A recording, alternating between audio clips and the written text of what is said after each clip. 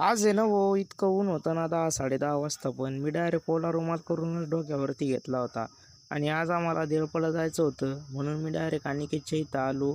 तिथं रिक्षा लागलेलाच होता. मग डायरेक्ट येऊन बसलो रिक्षामध्ये आणि नॉनस्टॉप आम्ही निघालो देवळाला.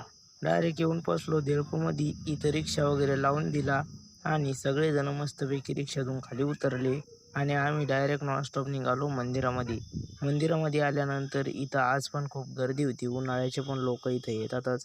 मस्तपैकी दर्शन वगैरे करून घेतलं, जेवण वगैरे केलं आणि जेवण वगैरे करून मंदिराच्या बाहेर आलो आणि मस्तपैकी रिक्षात येऊन बसलो. आता आम्ही निघालो घरी. आता पण ऊन खूपच आहे आणि मस्तपैकी रुमाल वगैरे बांधला आणि नॉनस्टॉप घरी आलो. घरी आल्यानंतर संध्याकाळी मस्तपैकी गावामध्ये गेलो. गावामध्ये जाऊन आईस्क्रीम आणल्या आणि हे बघा संध्याकाळी इकडं पाण्याचं वातावरण झालं होतं.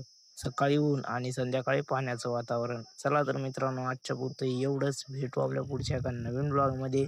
अशाच नवीन नवीन ब्लॉगसाठी KMK07ला फॉलो करून ठेवा.